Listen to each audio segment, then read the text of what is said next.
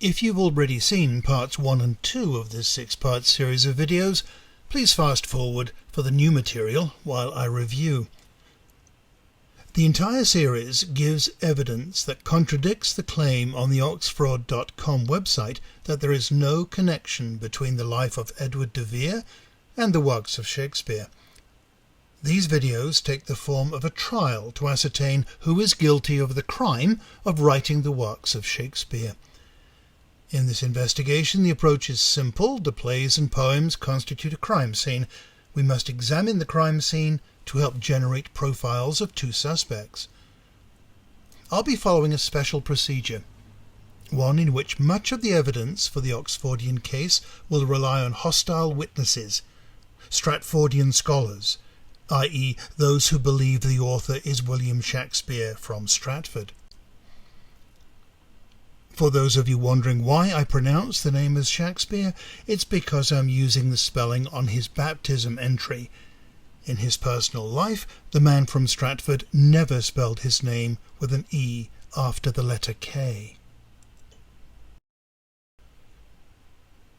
This slide shows the 7 categories I will examine, and this video covers Shakespeare's library and books.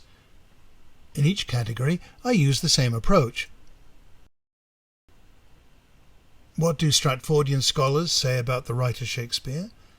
How does William of Stratford connect to these people and events?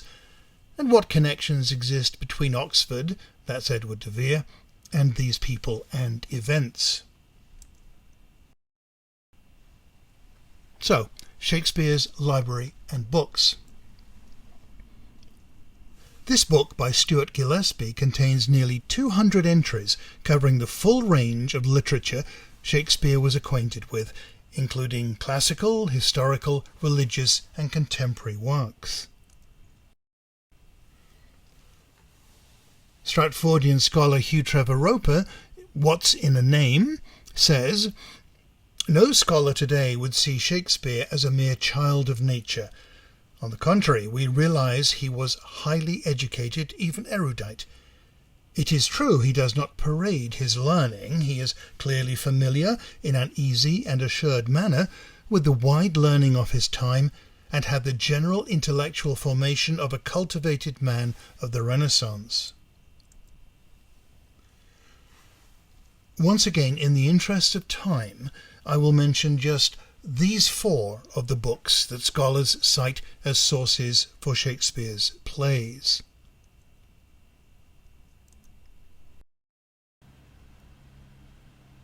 Stratford connection. There is no known connection. No evidence exists that William had a library, nor did he leave books in his will, as others have done, in an age where books were so valuable that they were chained to desks. Stratfordians suggest that William borrowed printers' copies of books from publisher Richard Field while living in London, but there is no evidence that he had access to such books in Stratford. Oxford connection. A.L. Rowse says, "As a royal ward, Oxford was taken into that school of virtue, Cecil House in the Strand. Here, under the surveillance of the great man, that would be William Cecil, Edward was placed under the direction of a succession of tutors. For the first couple of years his uncle Golding, then the remarkable scholar Lawrence Nowell, for a time the no less scholarly Sir Thomas Smith. Young Oxford was sent only briefly to St. John's College, Cambridge, Burghley's own, but he emerged from this training well educated, with literary interests and of good promise, considering that along with his rank. If any library could be said to be worthy of Shakespeare, one can easily say that Cecil's qualified." Which English Bible did Shakespeare use? With a multiplicity of English Bibles on the scene as the 16th century unfolded, it naturally becomes relevant to ask which of them Shakespeare used. As far back as 75 years ago, it became accepted that up to 1598 Shakespeare's biblical references were primarily to the Bishop's Bible, but after that to the Geneva Bible. Geneva Bible connection to William of Stratford, no known connection.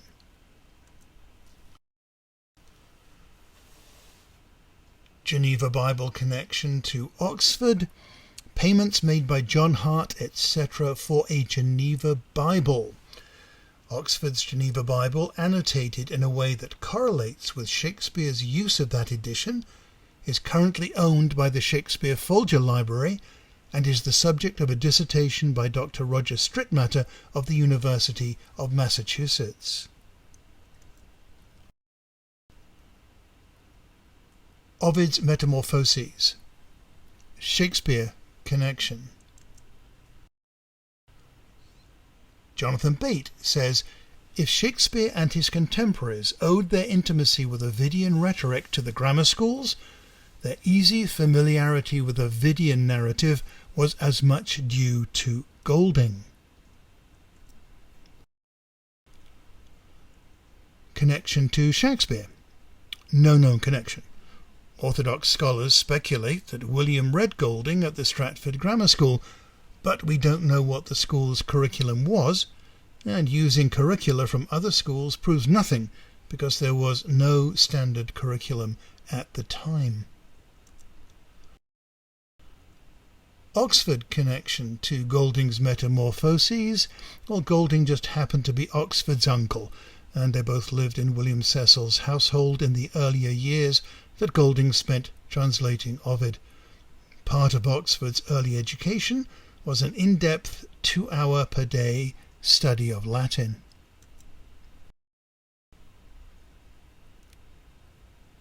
Castiglione's The Courtier. Shakespeare connection.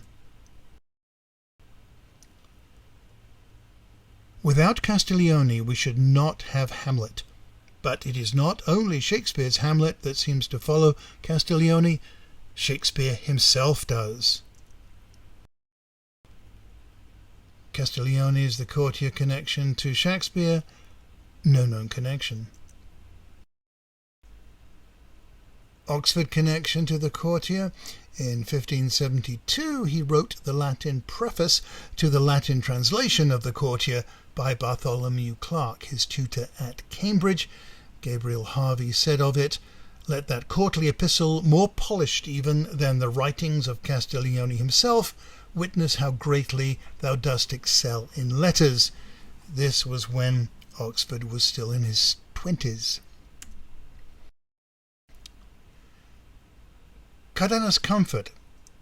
Shakespeare connection. The correspondences between Hamlet and Cardanus Comfort are really very close, says Stratfordian Hardin Craig, indicating that the Shakespearean passages in question did actually come by suggestion or borrowing from Cardanus Comfort, rather than from any of the numerous other writings from which they might have been derived. Connection to Shakespeare? No known connection. Connection to Oxford. Thomas Bedingfield's 1571 translation of Cardanus Comfort was dedicated to Oxford. Bedingfield reveals that the translation was at Oxford's bidding. Furthermore, the translation contains a letter to Bedingfield by Oxford that reveals he commanded its publication.